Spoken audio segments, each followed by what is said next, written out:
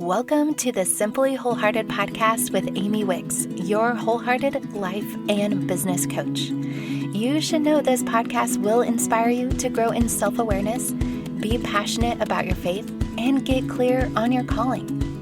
If you are new here, then welcome to a community of multi-passionate women who love to go deep on topics like faith, Enneagram, relationships, leadership, and community. This conversation might provide the step you need to make the change you desire. So, let's get started.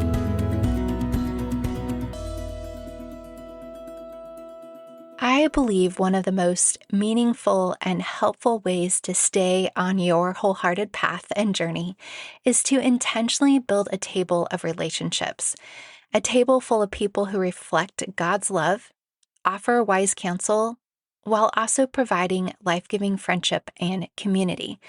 And there's a lot of different people who can fill one or some of those roles.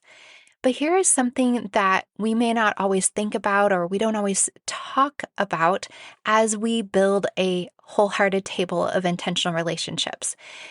Before we can discern who belongs at our table, we have to recognize that belonging isn't something we achieve. It's something we become. It's not about striving for a place. It's about learning to embody belonging in our own lives. In this conversation, I'm joined by Sarah Westfall. She is the author of The Way of Belonging, Reimagining Who We Are and How We Relate. Sarah's work beautifully captures the idea that belonging starts within us. It's not something we hustle for. Rather, it's something we live into. So, in this conversation, we're going to talk about how to wisely invite the right people into our lives, how do we reposition relationships when necessary, and also cultivating a table that is both welcoming and sustainable. Also, we hint at this in our conversation, but have you considered that your personality type is connected to how you approach relationships, belonging, and even how you process disappointment? Well, if you've ever wondered how your unique wiring influences your relationship, I'd love to talk with you. You can schedule a free clarity call to explore how understanding yourself better can help you build the table God is calling you to create. Also, don't forget to check the show notes to get more details on the Wholehearted Abundance Summit that is happening in March. Early registrations get all sorts of special bonuses, so make sure you don't miss out. Now let's dive right into this conversation with Sarah Westfall. Sarah, I'm so thrilled to have you on the Simply Wholehearted podcast. Welcome. Yeah, thank you for the invitation. It is good to be with you today. Yes, well, it's been fun. I love following fellow authors and teachers and just people in our space. And you've just been one that I've enjoyed following your life, your rhythms, and all of that. And I feel like we're very like-hearted and like-minded. So I'm excited to get to know you better in this conversation and also introduce you to my friends. Yeah, it's so fun when you and I get to know each other, and now we're like seeing mannerisms and hearing voices, and then everybody else, who is listening gets to kind of just be be here with us too. That's right. A fly on the wall, if you will. Well, there's so many things I want to talk about today that are really continuing the conversation that I'm having here with my community about building our wholehearted table. And the overall idea is going that we have an opportunity to set our table, to fill the spaces, because we're meant to do life in community. It's kind of the crux of the Christian life, so key for us. But we also are invited to be intentional with what that looks like, intentional with the space that we have. And so we're talking about like ideas of who should be at the table, or when we're going through maybe healing, what that looks like, and to be maybe selective and cautious. And your book, The Way of Belonging, I feel like it just fits so perfectly. And it was one of those when I planned this series, different authors were coming my way. And then I was looking at your stuff. I was like, wait a minute, Sarah would be perfect for this conversation. So I'm glad to dive into your book a little bit more. And one of the things I love to usually find out is what's the behind the story, like what happened, or what was the catalyst, or what was the moment that you're like, oh, I think I think I need to be writing about this topic, and this is important, maybe for you and for others. Yeah. I think I can start here since this is a Enneagram focused Yes. podcast that I will say that I think that this question of belonging is a little bit baked into who I am. Mm, From a really young age, I feel like I have carried this sense of lack. I am an Enneagram mm, 4. And so there's always a little bit of a sense of like something is missing. Is it in me or mm, is it me? Am I the odd one out? And and so with that, it's a question, this question of what is belonging? How do I get it? Has been one that I've really wrestled with since I was a really little kid. mm, And if I look, and I'll say it maybe always isn't the right word because I can remember early versions of myself in which mm, belonging and connection was pursued without a lot of inhibition. There was a lot of, running across the grass to the neighbor's yard and knocking on doors and asking for kids to come out and play. And there were neighborhood carnivals that I organized. And so it didn't feel so complicated. There was a time mm, it didn't feel so complicated. Um, but as we grow older, as I began to wrestle with these questions of identity and where I find my worth, the mm, question of belonging got complicated along the way.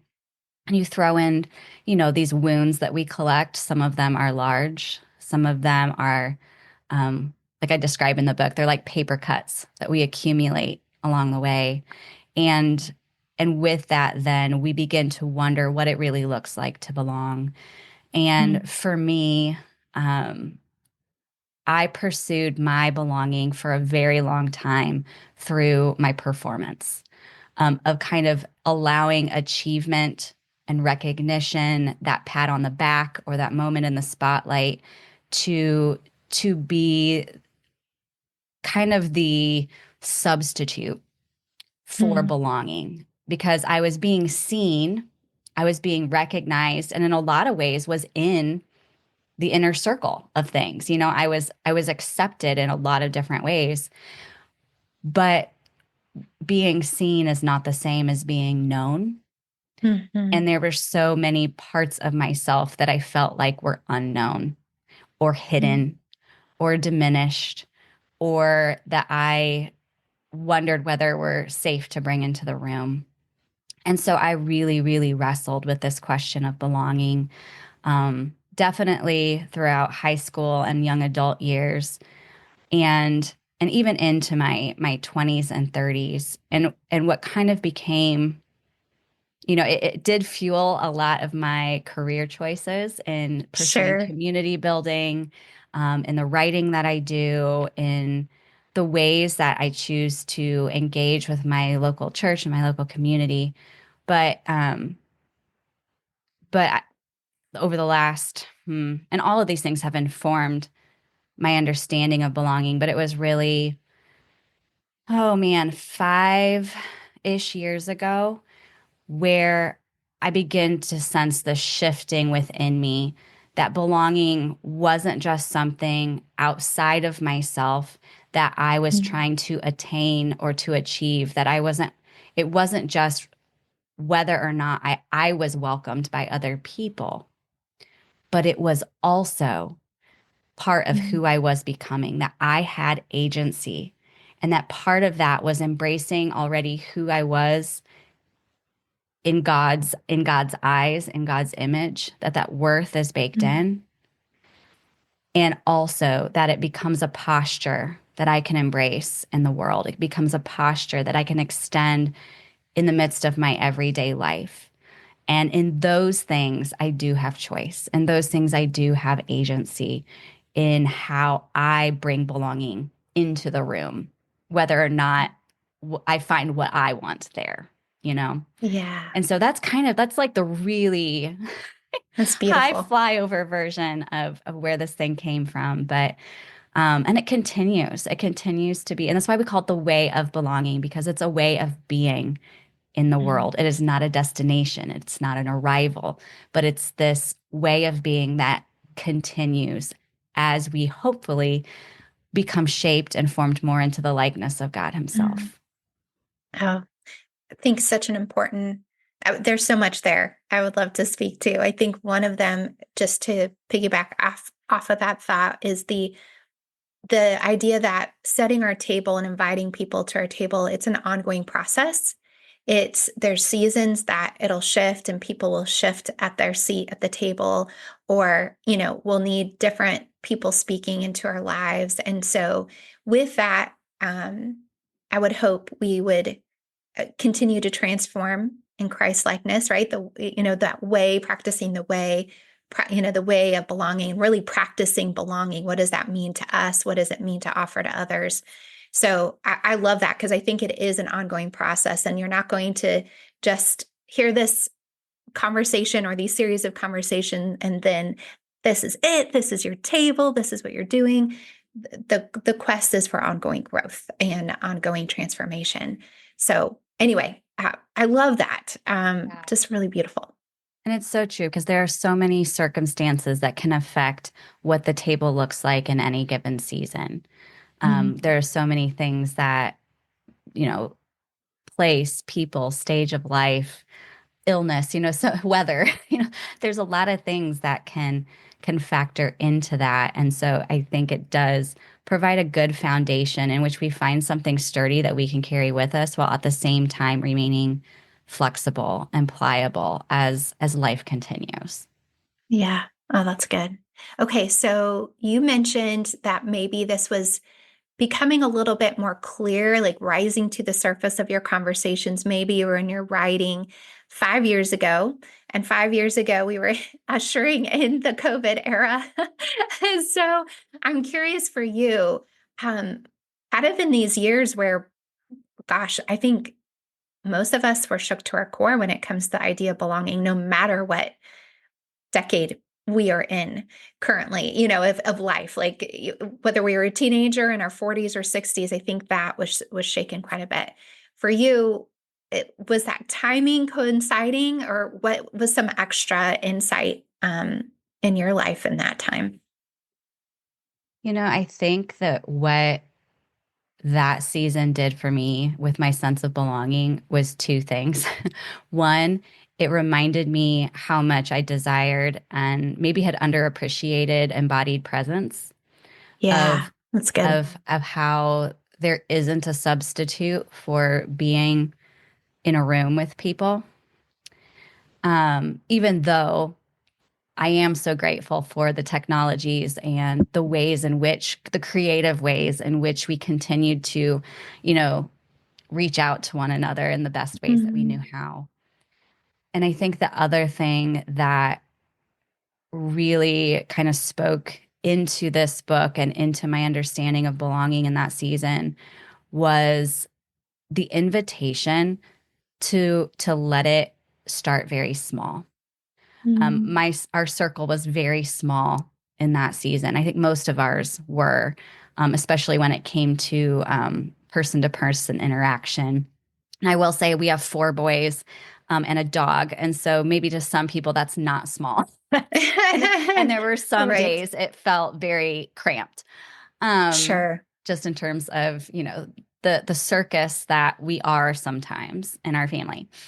Um, but I think that the paring down of schedules and the paring down of commitments and kind of being able to, on some level, wipe the slate clean and to be Mhm. able to say it's okay if we are not all things to all people, and belonging can actually take root and grow and blossom and thrive even if it's relatively quiet and Mhm. small and unseen. Um, and I think too, just finding a sense of settledness, even not only within those smaller circles, but even within myself, of God Mhm. reminding me um, that I'm already loved right where I am, and I don't need to do all the things or to prove myself to all the people. Um, that's already here and that's already mine. And I think in that season, I don't know if it had to do necessarily with the pandemic, but it was kind of happening hand in hand with Yes. it. Um, was just a new settledness and reminder um, of who I am Mm. and the love that's there. Mm. One of the things that you write about and also hinted at before is that belonging isn't something to attain, but to become. Your book unpacks that, but maybe you could unpack it a little bit in this conversation. Yeah. I think a lot of my life, especially in trying to, get certain accolades or achievements, or whether that was like volleyball team captain, or I wanted to be class president, or those are high school examples, or Right. even into college or into my 20s and 30s of wanting people to even just like a simple like responding to something that I put online, like that quick little like Mm, high that we get from being noticed or getting that pat on the back. Um, that always felt like I was trying to gain the approval of others. And so when we define belonging in that way, it can always feel like something that we are trying to attain or to achieve or mm, to to mold ourselves into in order to find acceptance. But belonging and fitting in are not necessarily the same because belonging invites us to live into the fullness of who we are in our specificity. I mm, just preached this last Sunday. I was guest preaching at a church, and they gave me 1 Corinthians 12, verses 12 through 31, which is talking about diversity in the body. And I think when we allow belonging to be framed with the foundation of that diversity, of learning who we are and what it means to mm, be a hand or a foot or a shoulder or a hair follicle, whatever that might be, and embracing that, and then what it means to then become belonging is to more mm, fully live into that specificity and more fully settle in to the Father's love. And then as a result, as a natural overflow of those things, it also then becomes something that we extend to other people. mm, And mm, ultimately, that that is what God has done for us. He has extended an abundant belonging. And I think he mm. invites us to do the same.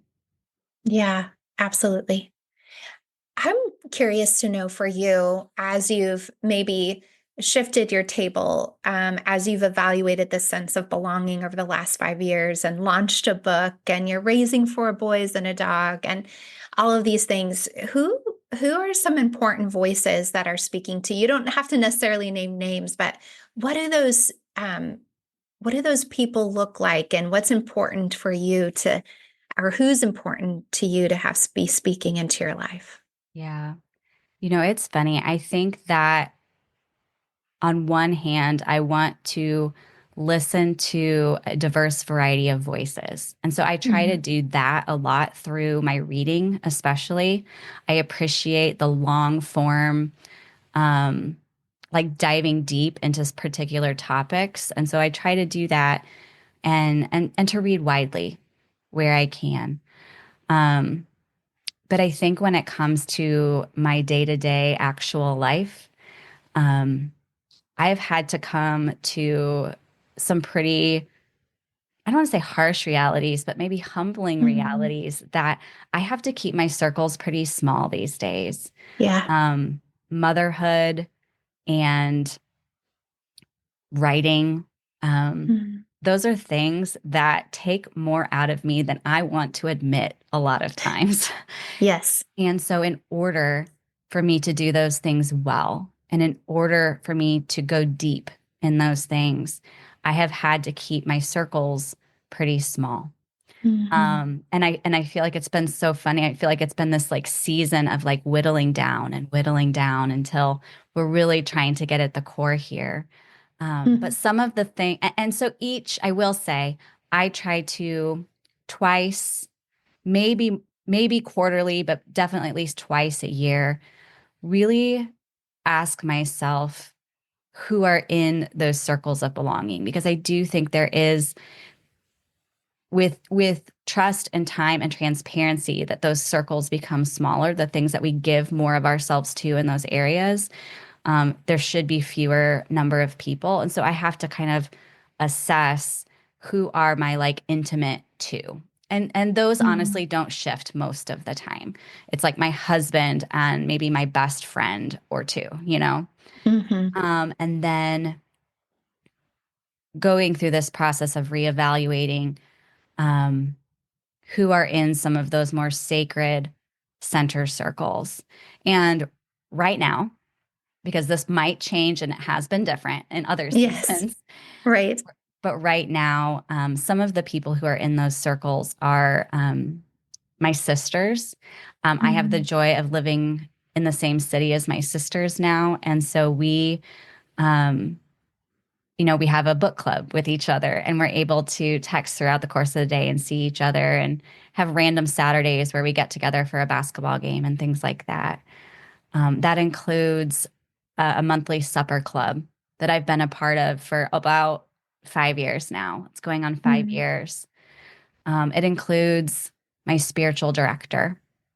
And that is something, spiritual direction in and of itself is new to me within the last like 2 years or so.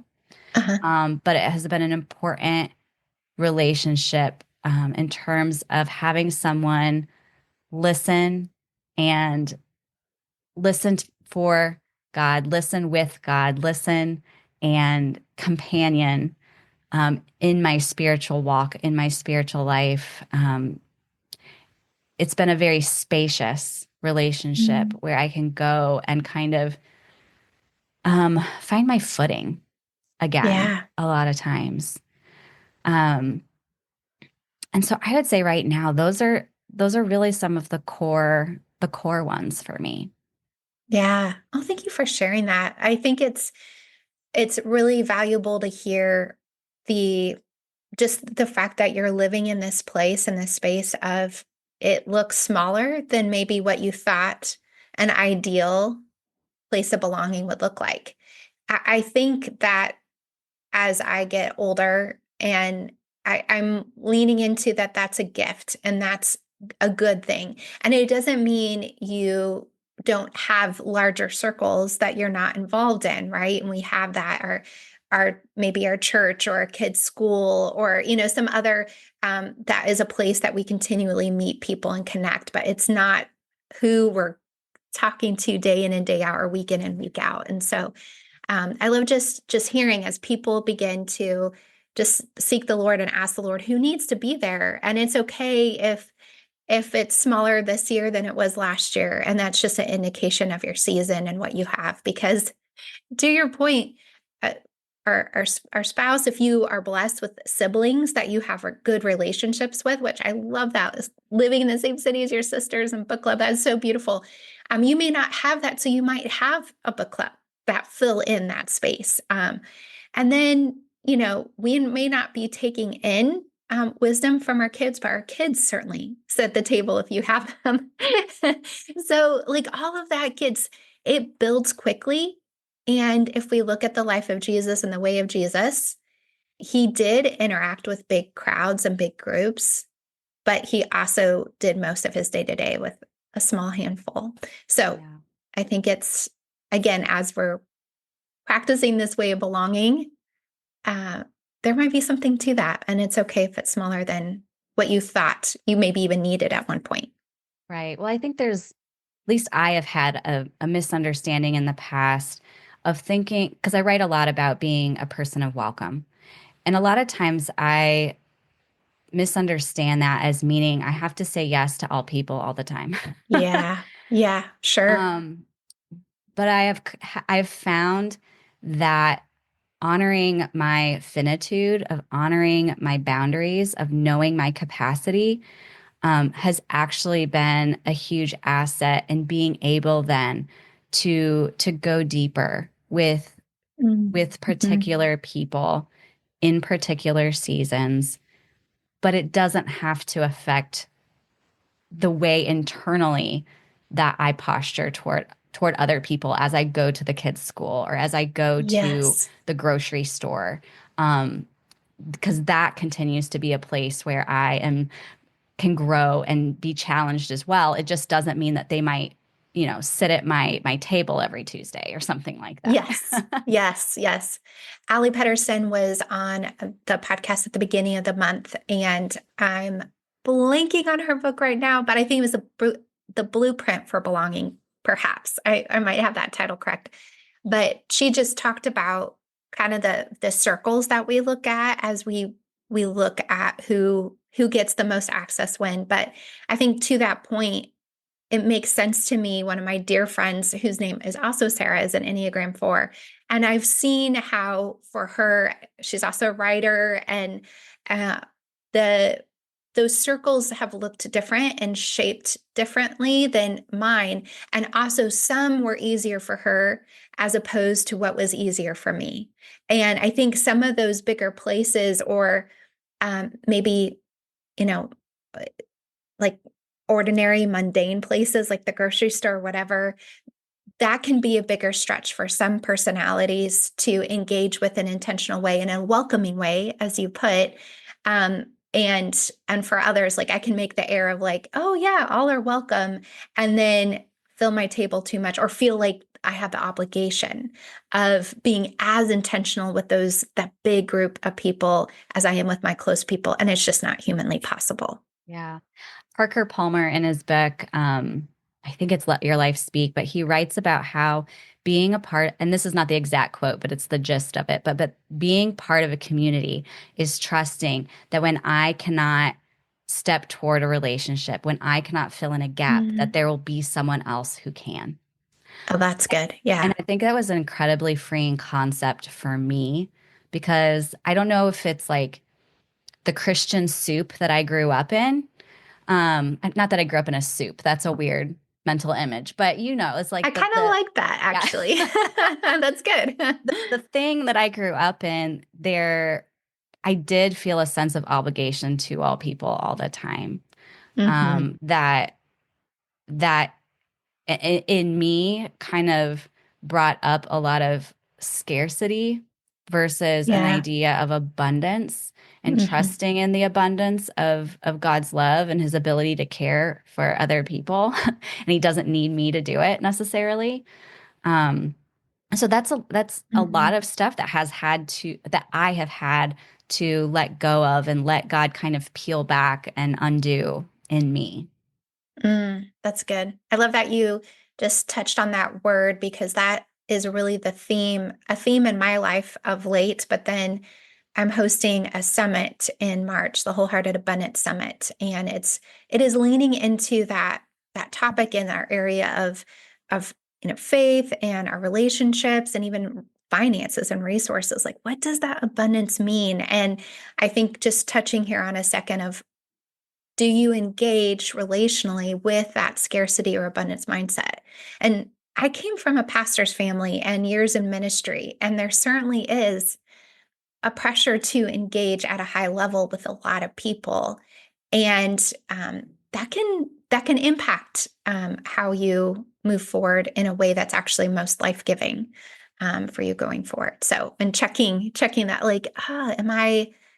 Um, yeah, what is actually behind the scenes? What is the narrative that is going through my mind as I engage with these people, that group of people? Yeah. And as we run into our finitude, like as we start running into those walls of saying like, oh man, I have come to the end of myself here, Mm, of also allowing ourselves to then voice that to the person who we're speaking with or who is asking something of us, of not just saying, well, no, or a yes, but it's reluctant inside. yes, or But of resentful, saying like, right? yeah, of saying like, can I just be really honest with you? Like, I Mm, really am at the bottom of my barrel here, and I want to be able to say yes, but I just can't, you know? mm, And being willing to maybe connect with other people or other things, like try to help be a resource. But um, I think that we can have humility in those moments of saying like, like I'm weak here. Mhm. And in my weakness, I'm asking you to just like be okay that I am not the person in this moment. Yeah. Yeah, that's good. I think we do have to have those tough conversations at times where we're just honest about our beautiful limitations and that step into like, hey, it was twice a month that we were doing this. Can we go to once a month? Or it was once a month. Can we go to once a quarter? Um, and and just owning that in a way of where, and hopefully in maturity, um, we can become more confident on one side of saying it, and then compassionate when we have to receive it. Because I've certainly been on the receiving end of those conversations too, of like, Yeah. I would love to, but I just can't. And even though I don't understand, because it seems like an easy yes on my end, I don't have their experience to know. And I think that's Yeah. important.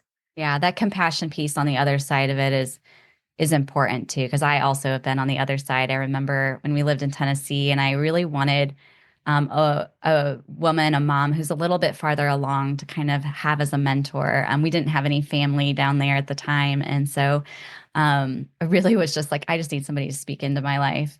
And there was a woman I really admired, but I think I wasn't the only one. So she was like the Sure. one that like everybody asked at our church. And she said no. And I think I wrestled with that for a Sure. little Yeah. bit. It was like on the same moment, it's like I wrestled with that, but I also respected it. I also Hmm. sensed like, oh, that was maturity. Like I recognized it. It just took a little while for me to like recalibrate and to let myself be tender in that moment Yeah. about it as well. Oh, absolutely. I think I want to say it's okay to those who are receiving the no, or what even feels as rejection, to feel disappointed and sad about it. But then and then use it for one, it's not a rejection of you. It's the limitation on them. But then two, how can we use this experience when we are needing to offer the no, to do it with kindness and compassion, um, where you don't have to over explain, but you can also, you know what it's like to receive the no, Yeah. and what does it look like to be tender in that way. So Yeah. um it's so good because we don't stop feeling it, and there's nothing wrong with it. It's not. I think too, we can sometimes, as we're building our table, maybe we ask someone who can't to go, oh, did I mishear that? Or did I make a mistake of asking? And that's not the indication here. This is the process of learning how to do it intentionally and prayerfully. And just the experience of sometimes it won't work for everybody when it works for you or when you want it to. So, Right. Yeah. uh, okay. So I know there's a lot here on the sense of, your personality as it comes to the word belonging. And oh gosh, all of a sudden I'm like looking at the time and thinking, there's so many things that I want to ask to this. So maybe instead, what sort of attitudes or practices would help us mirror the way of the Father or Christ's hospitality and welcome to others as we're doing this? And I know we've kind of hinted at a few of those, and even talking about doing this with a compassionate stance and process towards others. What are some other things that we should look at as we're building our table? Yeah. In the book, I go through 5 different like postures and then corresponding practices. Like this is one way that can begin to walk this thing out. And I know I won't go in through all of them because it took a book to write it, so we probably don't have Yes. time right now. Um, but I will name two. One that's more internal and like work we can do within ourselves with God, and then the other one that's more external. Um, the first one in terms of just a posture shift. What I mean by that is like beginning to adjust our mindset or our the way in which we approach a situation. And the first one of those is beginning to shift our posture from one of lack to one of longing. And Mm-hmm. so when we think about belonging and we begin to feel like we are the outsider looking in, or we begin to feel like we have been rejected, or we're kind of aching for acceptance, it is really easy in those moments to feel those feelings because it often arrives as an ache. It's easy to feel that as lack, as there is Yeah, that's good. something deficient in me. But what I have found helpful is by kind of flipping that and say, this is not lack, but this is longing. This is So an good. ache that is actually pointing me towards something very good, something very true about myself, which is, when we're speaking about belonging, that I am a communal creature, that God Hmm. made me in his image, in his likeness, to dwell in deep community with him and with other people. And that is good. And so by even just reframing the way that we look at the ache can begin to bring along an exhale, even if the situation doesn't change. That, oh, this is actually something very good in me. Hmm. Um, and so it's helpful then as a practice to begin to look beneath the ache, begin to put words and name what it is we are longing for. Because I find that often it's very layered. And Hmm. so the ache might arrive of, oh, I wasn't invited to that party. Well, why does that bother me so much? Well, I feel like maybe I wasn't wanted. Well, why do you think that why is being wanted important to me? Well, because I want to know that have significance, that I have something that other people Hmm. find, you know, attractive or find worthwhile. And then there's a little part of me that goes, worthwhile, huh? And so it's like at the bottom of that is that I want to know that I have worth, that Yeah. other people see that I have something to bring to the table. And Hmm. so then when I get to like the bottom of that, I can begin then to talk with God about what it is then that I ache for. What is the longing that I have at the root of that that says I want to be known, that I want to know that I have worth here. And so then, that answer will be different for each of us. But I think it's good to kind of get to the bottom of that and to name it and to name what the longing is. Well, and it's perfectly outlines how we move from a scarcity mindset in our relationships to that abundant mindset, where it's not even where you're thinking small versus big, but you're thinking maybe like less value to value, and seeing what that is, and like, okay, what is it, the actual value here that I'm looking for or desiring? And instead of telling myself that I must not be worthy, how do we shift that? So, oh, it's so good, so practical. Yeah. And then the other one that I think is really important for me right now is this posture shift from them to us.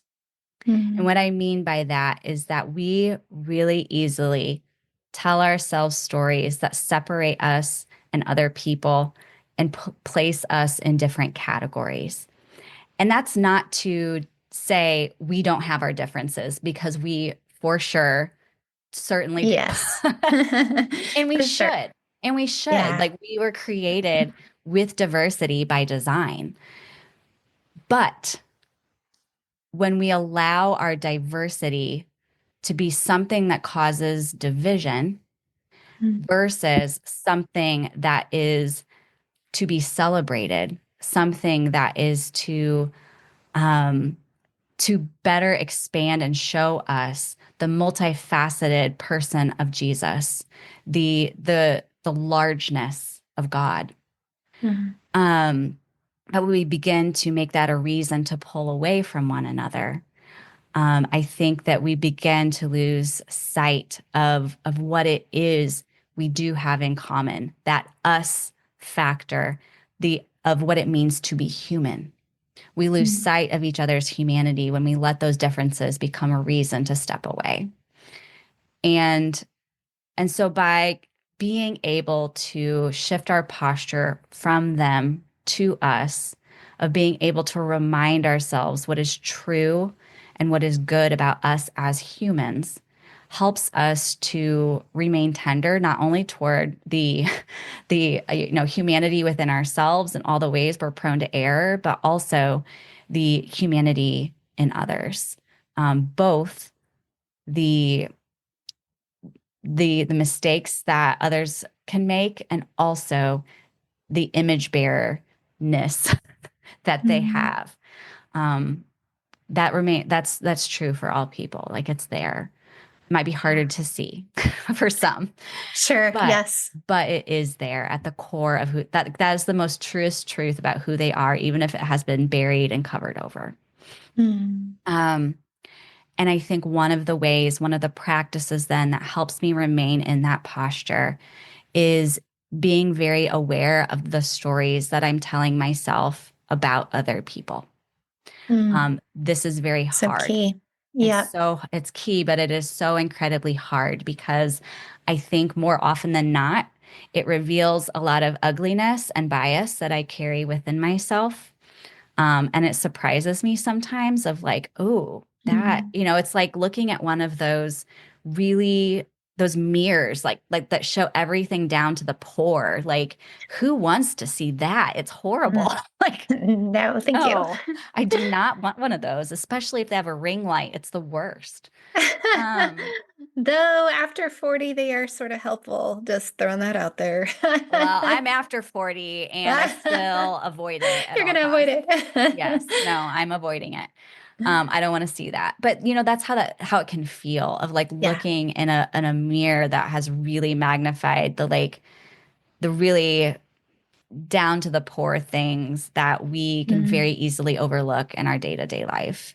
Yeah. Um, but I think the more that we become aware of our stories, and the more that we can leave room for a more generous tale. Like, if we're gonna assume, let's assume generously Yeah. on the side of Yeah. generosity.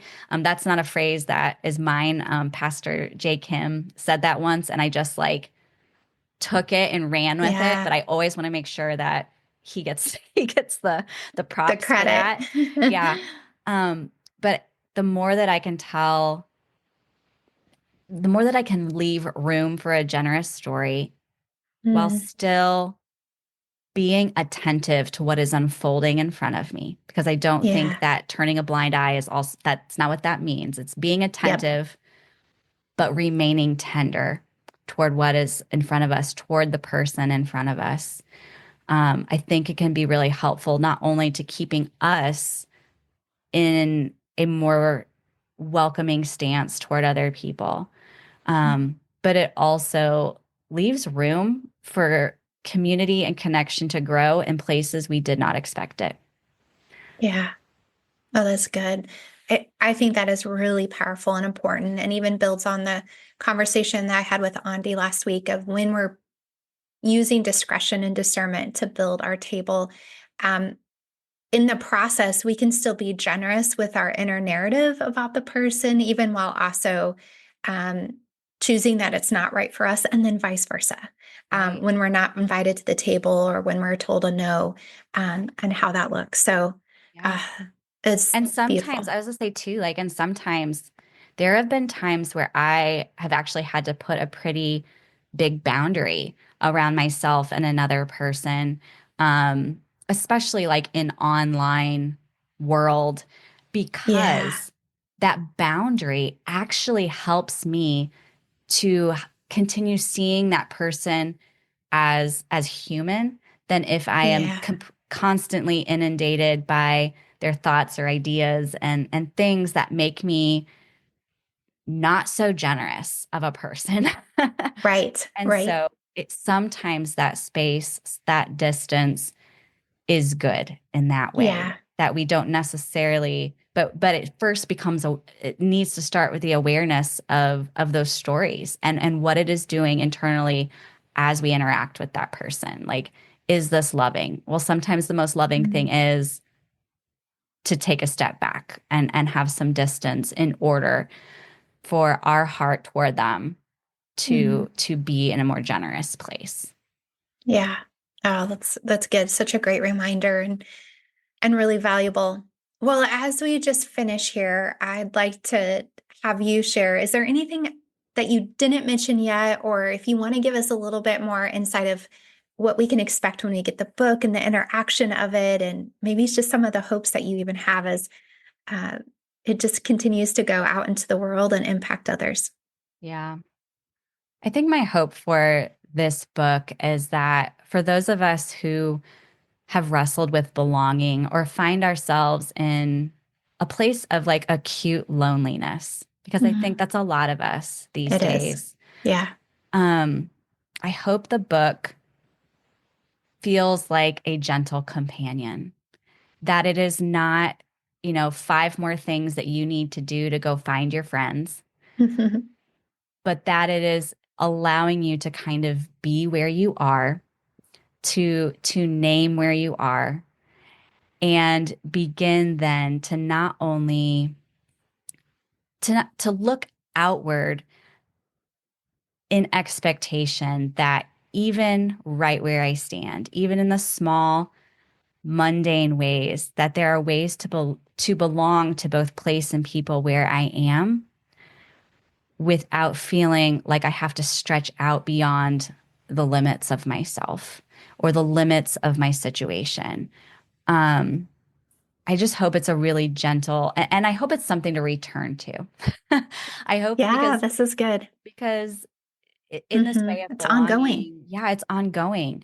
I cannot tell you, like in the days after the book came out, I had to go back to some of these postures and practices again and again because the like performance part of me really wanted to start like I was wrestling with like, ooh, Mhm. like who is sharing the book? Oh, that person didn't share the book. Well, do they not like me? Do they not like all of these like neurotic things going through Human my head? thoughts. Yes, my human, maybe not neurotic, but yes, very Yes. human, very like going back to gauging my belonging based on other people's reactions or non-reactions or silence or what they were Sure. saying. Um, and so these are things that I continue to return to. And I hope that as we all continue wrestling with what it means to be human and be human together, that it is something that we can kind of come back to. And it feels like an exhale, that it feels like a settling.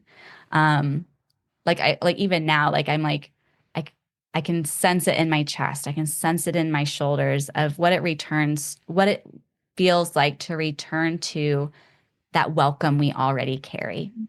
And then allowing Yeah. that to kind of go with us as we take even teeny tiny toenail size steps forward. Yeah. Oh, beautiful phrase. The welcome we already carry. Thank you, Sarah.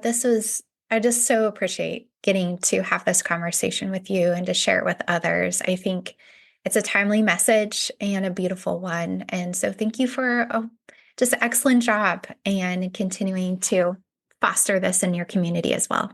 Yeah, absolutely. And I appreciate the invitation to be here and to chat with you and to talk about the table. I love it. Yes, me too. And you're welcome anytime. I hope as you finish this conversation with Sarah that you remember that belonging isn't something you strive for. It is something you carry with you. The way of belonging isn't a destination.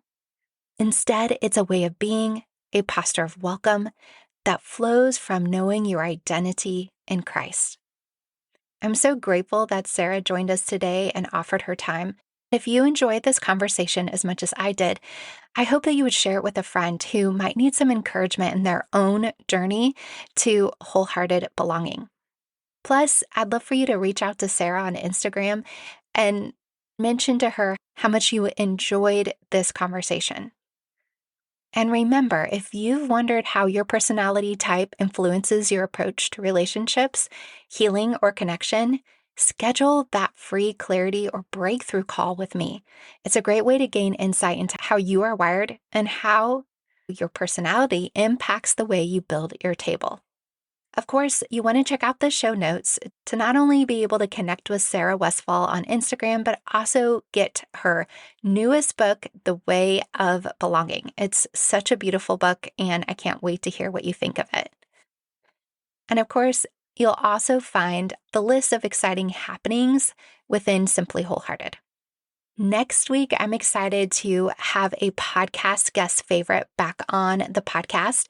It's been 4 years, but Dr. Mike Bechtel is coming back on to talk about his new book that fits perfectly within this series. His new book is called How to Read a Room, and I just appreciate his wisdom on all things relationships, but in particular, how we can continue to build our wholehearted table and have it not be just about us. So it's great. I can't wait for you to listen in. So until then, remember, my friend, we are all broken. We're all blowing it. It's the brave one who does something about it.